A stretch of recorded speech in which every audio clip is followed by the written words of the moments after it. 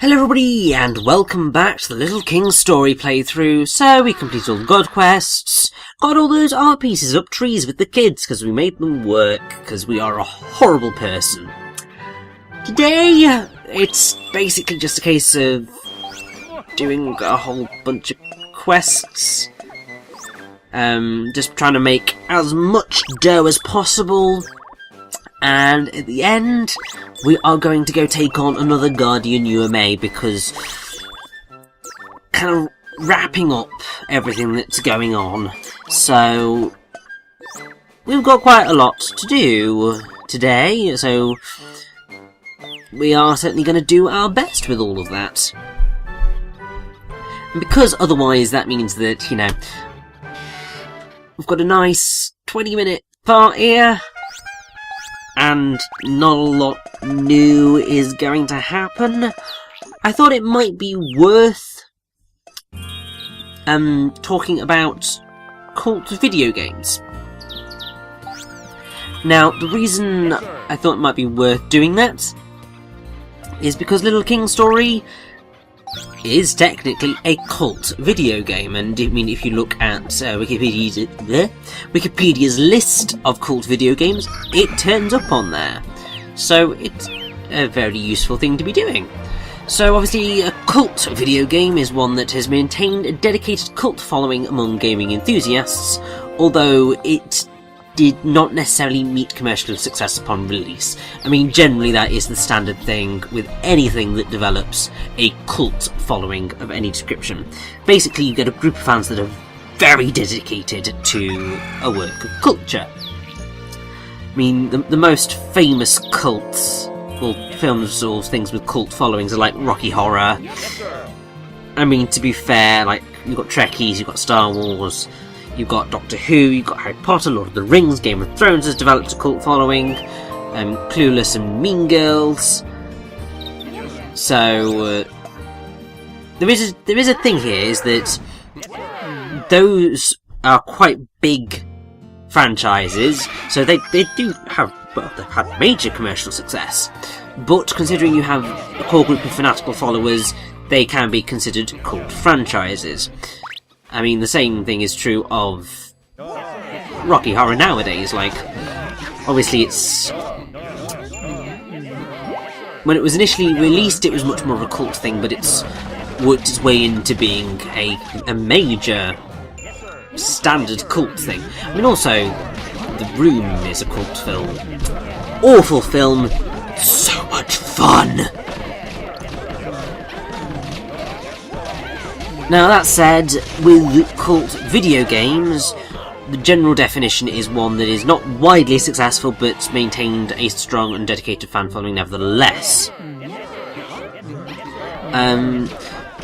It is possible for a cult video game to still be successful, but it's overshadowed by other games in the same series. So, while Ocarina of Time and Majora's Mask are both critically acclaimed titles in the Legend of Zelda series,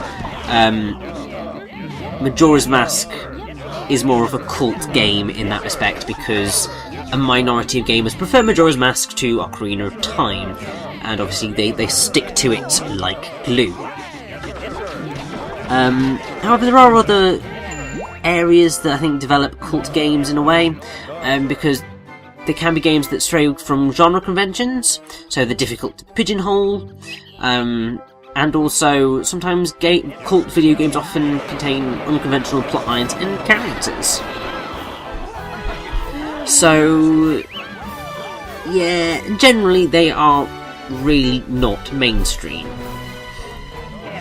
So now, let us go through this list of cult video games, and perhaps you will see, or you'll hear of some that I've talked about many times before, and others that you will probably recognise. So between the 1970s to the 1980s, you have Star Raiders, Castle Wolfenstein, Wizardry, Boulder Dash, Kid Icarus, Maniac Mansion, Phantasy Star, Bionic Commando, Snatcher, Herzog Zwei, Mother, River City Ransom, and Strider, that are all classified as cult video games, according to Wikipedia.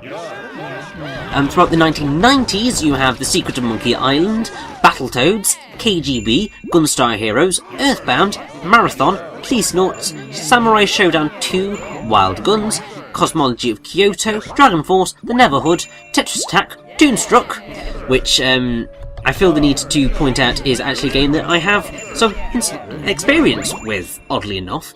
It's a PC game where you play as a character called Drew Blank, who's played and voiced by Christopher Lloyd. It's a weird-ass game, and I don't know why the hell I was ever allowed to play it as a kid. Because it's nutty, dirty as it gets further into the game. It's dark as well. But, yeah, so that's a cool video game. One I certainly need to go back into and try and finish at some point. Might not be able to finish, but if at least I watch a playthrough of it, that will make me happy. Also, Nights into Dreams, which is probably one of the first cult games on this list that I absolutely adore. I like Icarus, but it's a difficult game. Also in the 1990s you have Intelligent Cube, Oddworld Abe's Odyssey, Shadow Warrior, Grim Fandango, Guilty Gear, Panzer Dragoon Saga, Suikoden 2, Ogre Battle 64, Person of Lordly Caliber, Planescape Torment, R-Type Delta, Shenmue, System Shock 2, The Longest Journey, Valkyrie Profile, and Vibruin.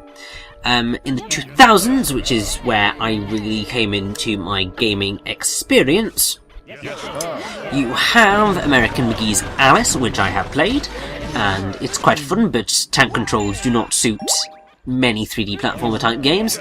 Jet Set Radio, Skies of Arcadia, Conker's Bad Fur Day, Fatal Frame, Eco, Rez, Shadow Hearts, Zone of Enders, or Zone of the Enders I should say, Eternal Darkness, Sanity's Requiem, Mafia, The City of Lost Heaven, Ikaruga, Basin Kaitos, Eternal Wings of the Lost Ocean, Beyond Good and Evil, Panzer Dragoon Orta, Cave Story, Katamari Damacy, Yumeniki, Vampire the Masquerade Bloodlines, Fahrenheit, Fire Emblem Path of Radiance, Haunting Ground, Killer 7, Oddworld Stranger's Wrath, Psychonauts, God Hand, Okami!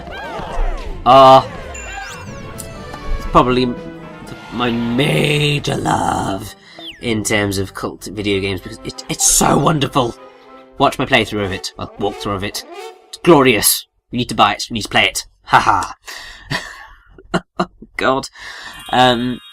You also have Folklore, Odin Sphere, Stalker, Shadow of Chernobyl, Mirror's Edge, which I have played, it's quite fun.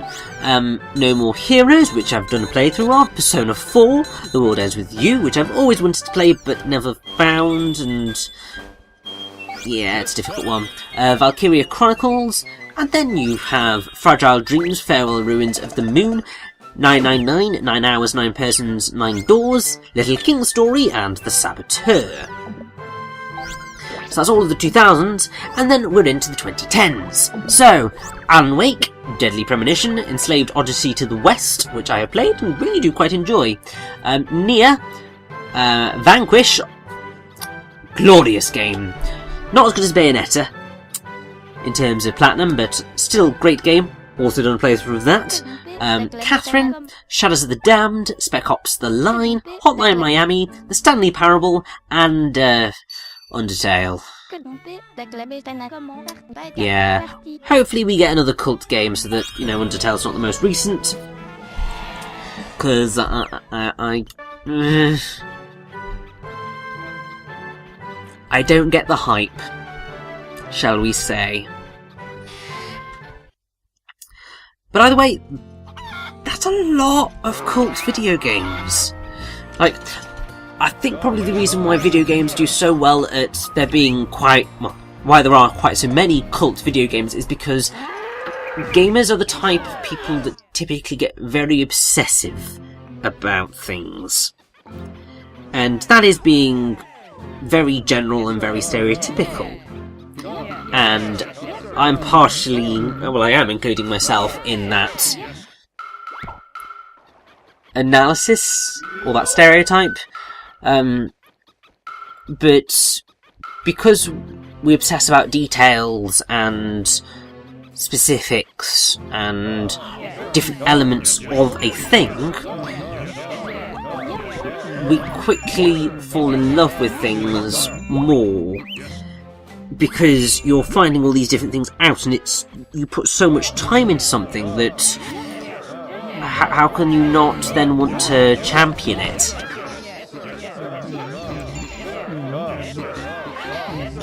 And I mean, on that list alone, I see many games that have really stood the test of time in terms of their cult followings. I mean, obviously Mother and Earthbound are a prime example. Secret of Monkey Island, they're still very popular with people and very well beloved. Your Oddworld games, obviously Knights, obviously Eco, anything by Suda51, really.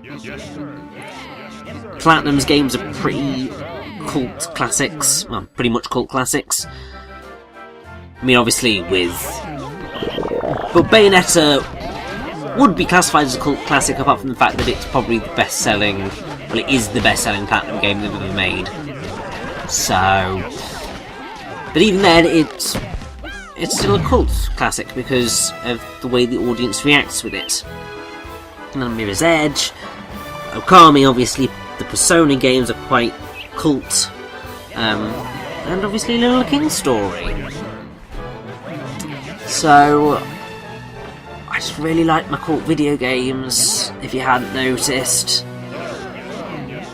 And also I think I'm the type of person, and also gamers really like their cult video games, but bringing it to me, which makes me sound like I've got a massive ego, I just want to talk about me. But then it's my commentary, and I've kind of got to show how I think about these things. That's sort of little tiny weeny bit what you're listening for. Most of it's probably for the game, but teeny weeny bit's probably for me. But yeah, I think the reason that I'm probably quite so attracted to cult video games as I end up being is just because I don't know. I think part of me is because the games that end up being cult classics are the games that tickle or do the things that I want them to do. They're generally always the games that make me most happy because they are artistic, they've got interesting plots, they've got very interesting or good gameplay, but there's something very quirky or ever so slightly eccentric about them. And that just means that I get quite enamoured with them, and then I feel the need to defend them and just to kind of show them off to the world and be like, look, this game is amazing, why are you not playing it, you daft morons? But anyway, I think that's been a pretty damn good natter, don't you? Yes, sir. I mean, it's gotten me through a whole 12-13 minutes of the part. We've been able to get that armour, which is obviously another treasure, which is going to do us absolute wonders. Because it means that we are going to be able to give one of our citizens oodles of health. It's not going to do them any favours in the next Guardian UMA battle, but in the long run it will do perfectly fine.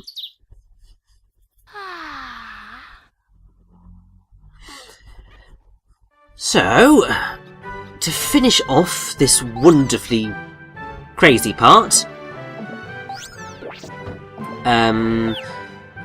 okay, so the pay is still an issue, but we'll deal with that. We are going to deal with no. That's going to wait, because we haven't even been to the Skull Plains Lake yet. So I'm not picking up any quests there right now, thank you very much.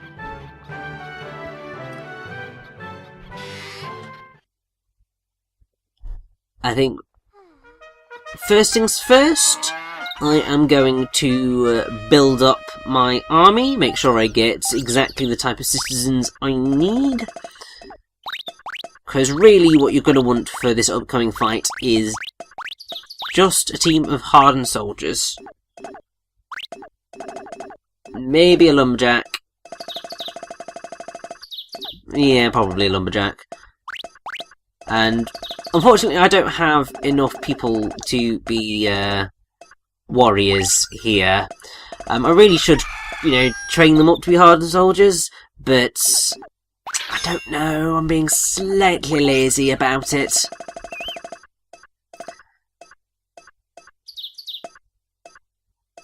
And the chainmail is what we got from that merchant, so that's all great. The reason I say that you're pretty much exclusively gonna want soldiers, you don't really... I mean, you do kind of want quite a few, but you also don't want too many, because we're going to be fighting in a very small arena. So if you have too many people on your team, it could go really seriously wrong. And oh, thank God we're down to only 2 people hating us. I can deal with that. And also, I am definitely going to save, because if this goes south, then I've got a thing to go back to. I'm not going to eternally lose all those people. Because I've got the Guardian of the Shadow Forest.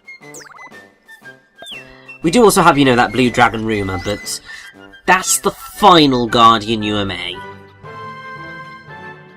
So, that's being left for last. We want to deal with the mushroom. And that's exactly what we're going to do. So, the mushroom that we need to face is sitting just north of Royal City. And you will have spotted the area before. It's very hard to miss it. But you are about to see why this fight can be quite so difficult as it is.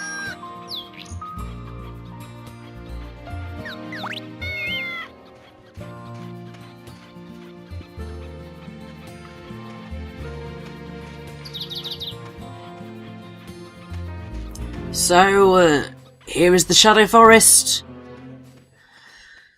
Oh boy, so let's cross over the threshold, and as you can probably guess, the massive white mushroom is going to attack us.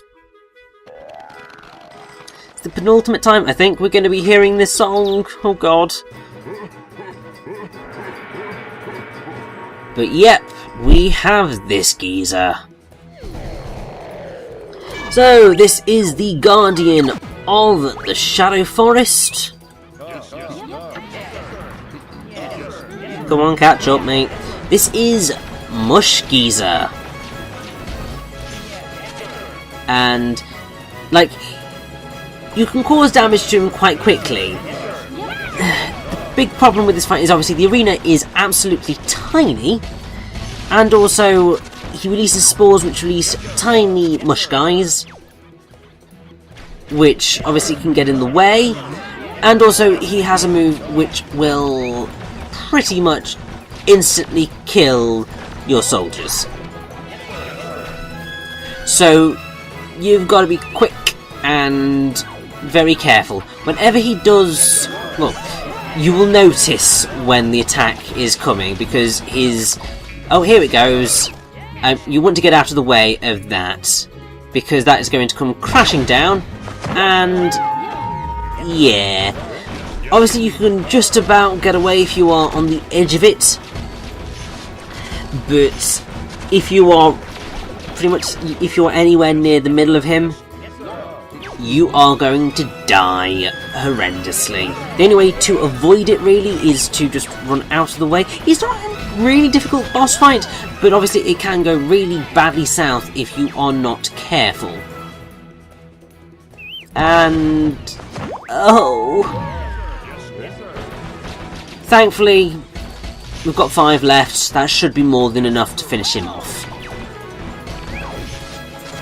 There we go. So, we've freed another part of the land. Our kingdom has expanded, and I just feel so happy right now.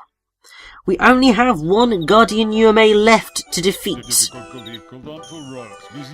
And that means that our kingdom will be pretty much complete, and all that we will have left to do is build the flying machine and take on the remaining kings of the kingdom. Oh, it's going to be so much fun!